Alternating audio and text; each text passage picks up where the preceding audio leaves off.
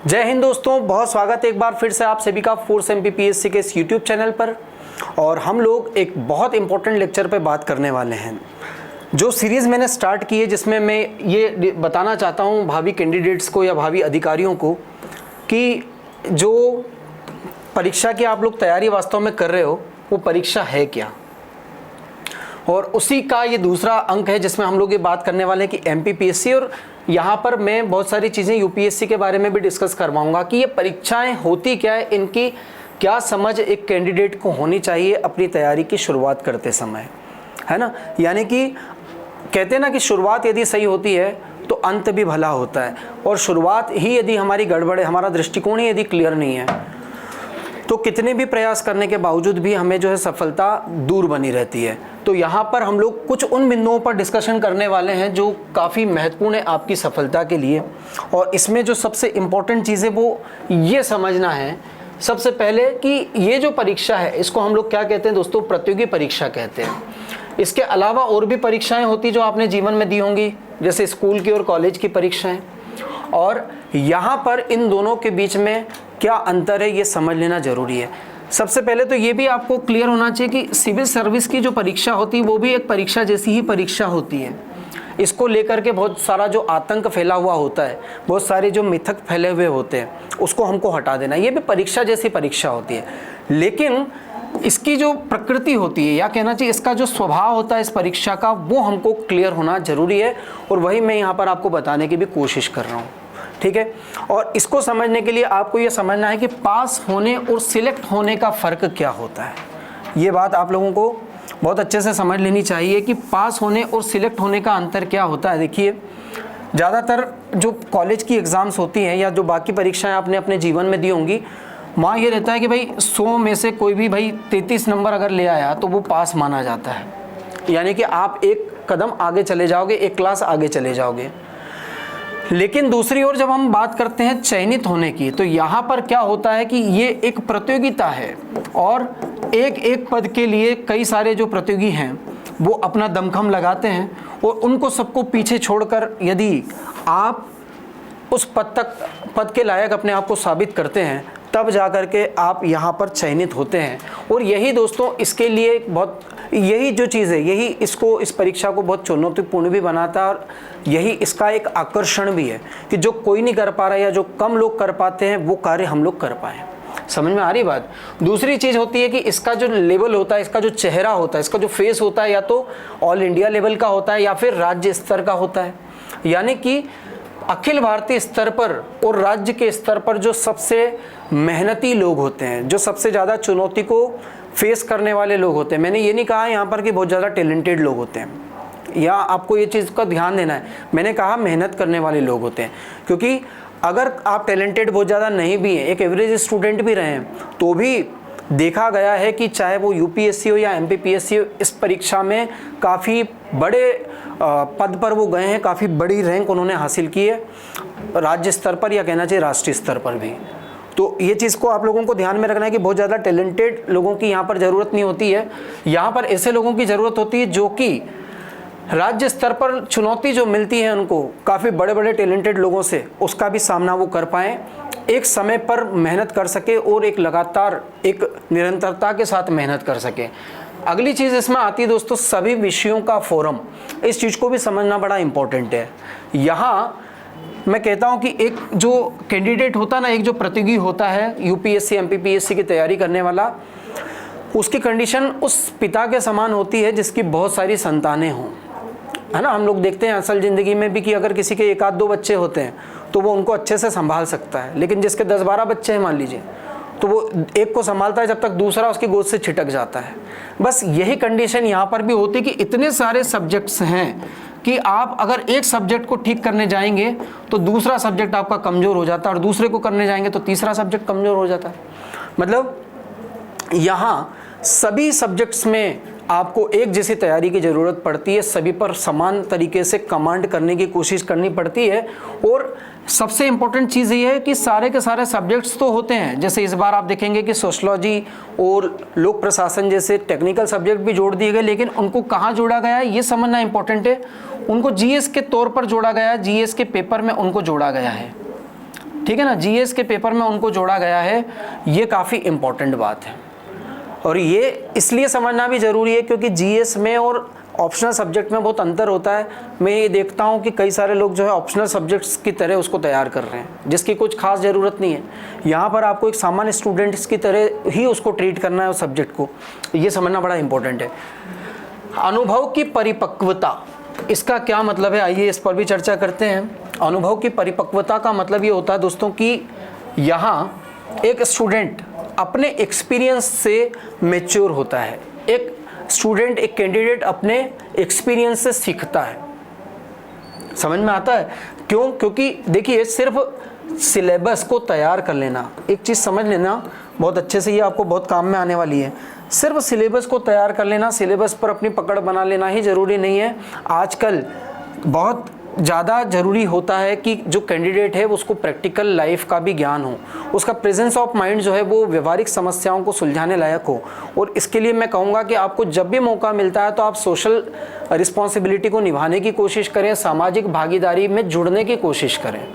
Generally ये होता है कि हम ये बोल करके कि अरे मुझे पढ़ना है, हम समाज से दूर होने लगते हैं। समाज से जब हम दूर होने लगेंगे तो आपको ये समझना है कि यहाँ पर सिलेक्शन के बाद समाज में ही और समाज के लिए ही काम करना है।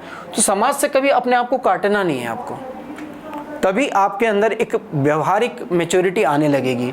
प्रश्नों का स्वरूप, देखिए यहाँ पर जो प्रश्नों का स्वरूप होता है बहुत चुनौतीपूर्ण होता है, चाहे प्री हो, चाहे मेंस हो, चाहे इंटरव्यू हो। इसको यदि हम लोग और डिटेल में समझने की कोशिश करें तो देखिए यहाँ पर प्रश्नों का जो स्वरूप होता है, खास करके प्रीलिम्स की मैं बात करूं तो आजकल प्रश्नों का स्वरूप जो है काफ़ी अलग टाइप का आने लगा है, जिसमें कूट वाले प्रश्न आने लगे हैं। और ये ऐसे प्रश्न होते हैं दोस्तों जो कि आपसे काफ़ी उस कॉन्सेप्ट की ओवरऑल समझ के डिमांड करते हैं। ये आप लोगों ने देखा होगा कि अगर कूट वाला जो प्रश्न प्रीलिम्स में पूछते हैं, और आजकल एमपीपीएससी भी इसको पूछने लगा, यूपीएससी में तो ज़्यादातर क्वेश्चन आते हैं इस टाइप के, है ना, लेकिन इसको हल करने वाला स्टूडेंट वही सफल होगा जो ओवरऑल सब्जेक्ट पर एक पकड़ रखता है। दूसरी चीज़ ये है कि अपनी राय दीजिए, आपकी अपनी राय, आपका अपना मत, ये सब चीज़ें जो हैं काफ़ी मायने रखती है दोस्तों, काफ़ी मायने रखती है सारी की सारी चीज़ें। और अपनी राय वही स्टूडेंट दे सकता है जिसके पास में वास्तव में उसकी राय होगी, जो सिर्फ किताबों का दास नहीं है, जो समाज को समझता है, जो समाज की समस्याओं पर मनन भी करता है, उनको देखता भी है, उनको ऑब्जर्व भी करता है। और साथ ही साथ आपको ये भी ध्यान देना है कि जो भी कुछ समाज में चल रहा है उनके ऊपर डिबेट्स के माध्यम से, फिल्मों के माध्यम से, टीवी सीरियल्स के माध्यम से, पौराणिक कथाओं के माध्यम से अपनी एक समझ बनाने की कोशिश करता है। क्योंकि इन सब चीज़ों में जिनका मैंने उल्लेख किया, इनमें वही चीज़ें होती हैं जो वास्तव में समाज में होती है। तो यहाँ आप लोगों को अपने तैयारी के तरीके में इन सब चीज़ों को भी शामिल करने के लिए लगातार प्रयास भी करना चाहिए। अगली बात करें हम कि इसकी परीक्षा के चरणों की जब हम बात करते हैं तो आप लोग अच्छे से जानते हो कि इसके जो चरण हैं वो 3 अलग अलग चरण होते हैं जिसमें परीक्षा पूरी संपन्न होती है। कौन कौन से वो चरण होते हैं? देखिए, सबसे पहला जो चरण होता है वो होता है प्रारंभिक परीक्षा। सबसे पहला जो चरण होता है दोस्तों वो क्या होता है, उसको हम किस रूप में जानते हैं? उसको हम जानते हैं प्रारंभिक परीक्षा के रूप में। हो प्रारंभिक परीक्षा को क्या कहते हैं कि ये एकमात्र छटनी, और इस बात को आप लोग बहुत अच्छे से जानते हैं क्योंकि जो 3.5 लाख लोग है ना, 3.5 लाख लोग जो अपीयर हो रहे हैं यहाँ पर एमपीपीएससी के, अगर मैं बात करूँ तो सबका सिलेक्शन नहीं हो जाता। और इसमें ज़्यादातर लोग जो ऐसे भी होते हैं जो कह देते हैं कि यार तू भी फॉर्म डाल रहा है क्या, चल मैं भी डाल देता हूँ। मैंने कई सारे लोगों को देखा है जो गांव में हैं, जो 8-10 साल पहले पढ़ाई भी छोड़ चुके हैं, जब उनको पता लगता है कि भर्ती निकली तो डाल देते हैं। तो ऐसे यहाँ छटनी हो जाती है और यहाँ से मुख्य परीक्षा का एक हॉल टिकट मिल जाता है, एक ऐसा हॉल टिकट मिल जाता है जिससे कि आप या कुछ श्रेष्ठ मस्तिष्क प्रवेश कर सके मुख्य परीक्षा में। क्योंकि असली परीक्षा जो होती है दोस्तों, असली परीक्षा कौन सी परीक्षा होती है आप लोगों को पता होना चाहिए। असली परीक्षा मुख्य परीक्षा ही होती है। यहाँ लिखा हुआ है कि यही सच्ची परीक्षा होती है। मुख्य परीक्षा के बारे में क्या स्पष्ट है कि यही सच्ची परीक्षा असल में होती है। क्यों? क्योंकि यहीं पर आप अपने संपूर्ण विचार रख सकते हैं, यहीं पर आप अपनी कहना चाहिए कि अपनी समझ को प्रदर्शित कर सकते हैं। इसी स्तर पर आप अपनी क्रिएटिविटी, अपनी रचनात्मकता दिखा सकते हैं और ये साबित कर सकते हैं कि मैं एक अच्छा मेटल हूँ और मुझसे एक मजबूत तलवार बनाई जा सकती है। अंकों की दृष्टि से भी देखें तो प्रीलिम्स के अंक तो जुड़ते नहीं हैं, आपको पता है, लेकिन मेंस के अंक एमपीपीएससी में 1400 होते हैं। टोटल 1400 अंकों की मुख्य परीक्षा होती है और यही निर्धारित करती है कि आपका चयन होगा या नहीं, या हो भी गया तो आपको कौन सा पद मिलने वाला है। ये 1400 अंक ही निर्धारित करते हैं। इसलिए मैं कह रहा हूँ कि यही सच्ची परीक्षा होती है दोस्तों, और इसी के लिए सबसे ज़्यादा चैलेंज भी होता है। इंटरव्यू की बात करें तो ये सिर्फ व्यक्तित्व की जांच परख होती है, क्योंकि ऑलरेडी प्रीलिम्स और मेंस में आपके नॉलेज को परख लिया जाता है और यहाँ पर सिर्फ आपकी पर्सनैलिटी की जांच की जाती है और कई सारे वैज्ञानिक तौर तरीके होते हैं जिनके माध्यम से आपके कहे बिना भी आपके बारे में वो लोग जान जाते हैं। आगे बात करें यदि हम लोग, तो देखिए ये नवीन बैच प्रारंभ हो चुका है जिसमें 14 सितंबर से प्रीलिम्स के लिए, जो अगले वर्ष का प्रीलिम्स होगा जिसको टारगेटेड करते हुए नया बैच है, जिसका फीस स्ट्रक्चर आप लोगों के सामने है, तो आप लगातार फोर्स एमपीपीएससी के मेंबर बन सकते हैं। देखिए दोस्तों, अब आगे देखते हैं कि इसका जो मिथक है, इसको लेकर एमपीपीएससी को लेकर या यूपीएससी को लेकर के कौन कौन से ऐसे मिथक हैं जो समाज में फैले हुए हैं, स्टूडेंट्स के बीच में फैले हुए हैं, और उनके बारे में हम लोग चर्चा कर लेते हैं। और ऐसा सबसे पहला जो मिथक है दोस्तों वो ये है कि बहुत ज़्यादा बड़ा कंपटीशन होता है। ये एक बहुत बड़ी मिथकीय बात है, एक बहुत बड़ी झूठ बात है, या कहते हैं कि संख्या की दृष्टि से, जैसे मैंने कहा ना कि अगर 3 से लेकर 3.5 लाख लोग यदि अपीयर हो रहे हैं, 3 से 3.5 लाख यदि लोग अपीयर हो रहे हैं, तो सबके सब जो है वो बहुत ज़्यादा तैयारी करके नहीं बैठते हैं एग्ज़ाम में, है ना। इसमें मुश्किल से 50,000 लोग ऐसे होते होंगे जिनके बीच में वास्तविक कंपटीशन होता है, और ये चीज़ आप लोगों को बहुत अच्छे से समझ में आना चाहिए। यानी कि कई बार हम संख्या बल को देख करके डर जाते हैं, बहुत ज़्यादा ये समझ लेते हैं कि बहुत बड़ा कंपटीशन है और इसमें तो सिलेक्शन होना ही नहीं है। ऐसा नहीं होता है दोस्तों, वास्तव में कुछ ही गंभीर लोगों के बीच में, कुछ गंभीर कैंडिडेट्स के बीच में ही ये कंपटीशन होता है। बाकी सिर्फ जो संख्या होती है वो दिखने की होती है, पेपर की खबर बनने के लिए होती है। और बात करते हैं हम, तो देखिएगा दूसरा जो मिथक है जो ज़्यादातर कैंडिडेट्स में है वो ये है कि ये परीक्षा बहुत ज़्यादा कठिन परीक्षा है, यानी कि सिलेबस बहुत ज़्यादा कठिन होता है और बहुत ज़्यादा बड़ा भी होता है। मैं आप लोगों को बताऊं कि एमपीपीएससी में पेपर फर्स्ट, पेपर सेकंड और पेपर थर्ड, आप लोग जानते हैं कि यहाँ दोनों में पार्ट ए और पार्ट बी, यानी कि दोनों जो है वो दोनों दो पार्ट्स में बटे हुए होते हैं। और दो पार्ट्स में भी बटे होने के बावजूद, जैसे अगर मैं बात करूं कि यहाँ ए में है हिस्ट्री, तो हिस्ट्री में भी 3 पार्ट्स तो होते हैं, प्राचीन, मध्यकालीन और आधुनिक। इसके साथ ही इंडिया आफ्टर इंडिपेंडेंस, यानी स्वतंत्रता के बाद के भारत के इतिहास पर भी प्रश्न लगातार आ रहे हैं। वो पिछले वर्ष हट गया 2020 के पहले, वरना विश्व का इतिहास भी था। साथ ही इसमें कल्चर भी है और इसमें टूरिज्म भी। अब आप देख सकते हो कि एक ही पार्ट में कितने सारे सब्जेक्ट हैं, यानी कि बहुत ज़्यादा इन 3 पेपर का तो मैं कह सकता हूँ कि बहुत ज़्यादा लेंदी सिलेबस है। लेकिन यदि आप लोग थोड़ा सा इसको समझने की कोशिश करेंगे, कम से कम पिछले 5 से 6 वर्षों के यदि अनसॉल्व्ड को उठा के देखेंगे, तो आप ये देखेंगे कि कुछ ऐसे टॉपिक्स हैं जिनको आप ज़्यादा वेटेज दे सकते हैं और कुछ ऐसे हैं जिनको आप कम वेटेज भी दे सकते हैं। यानी कि सिलेबस भले बहुत बड़ा है, लेकिन पूरे सिलेबस को बराबर मेहनत से, बराबर एक साथ, बराबर टाइम देने की भी कोई ज़रूरत नहीं होती है। यही आपको यहाँ पर समझने की आवश्यकता है बहुत अच्छे से। और यदि हम लोग बात करें तो और भी कुछ मिथक हैं इसको लेकर के, इस परीक्षा को लेकर के। इंटेलिजेंट होना बहुत ज़रूरी भाई।